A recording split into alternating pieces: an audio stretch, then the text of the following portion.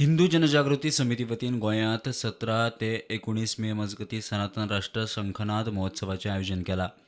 वट्ट 23 देशांतले वेगवेगळे मानेस्त थंय वांटेकार जातले. सुमार 25,000 लोकांचो अदमास. सोमनाथ लिंगदर्शन 21 संतांच्यो पादुका खंय ह्या कार्यावळी वेळार गोंयांत हाडटले. शिवकालीन वस्तूंचें खंय हांगा प्रदर्शन. ही सगळी मंडळी 25,000 लोक येतील असा आम्ही अंदाज बांधलेला आहे. त्यातलं 20,000 झालेलं आहे. पुढच्या 4-5 दिवसांमध्ये बऱ्यापैकी रजिस्ट्रेशन होईल. आणि या सगळ्यातनं लाभ काय होणार आहे, तर गोव्यातला जी अर्थव्यवस्था आहे त्याला एक मोठी मजबूती मिळणार आहे. कारण हे सगळे लोक गोव्यात येणार, इथली स्थानिक वाहनं वापरणार आहेत, स्थानिक हॉटेलमध्ये निवास करणार आहेत, वेगवेगळ्या रेस्टॉरंटमध्ये जातील, मंदिरांच्या इथे दर्शनाला जातील.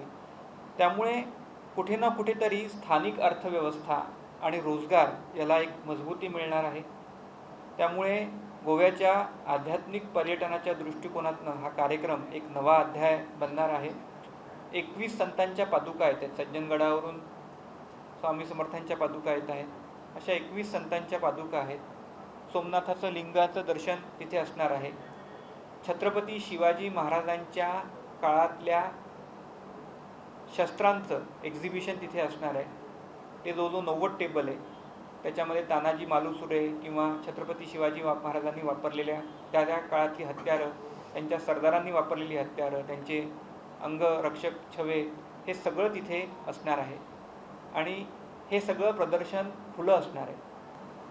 प्राचीन जे तामिळनाडूतलं ज्योतिषशास्त्र आहे त्याला नाडी भविष्य असं म्हणतात. त्यातलं भारताच्या भविष्याविषयीचं आणि सनातन राष्ट्राविषयीचं प्रत्यक्ष नाडीवाचन असणार आहे. आणि नंतर महाधन्वंतरी याग गोव्यातल्या आणि राष्ट्राच्या लोकांच्या आरोग्यासाठी केला जाणार आहे.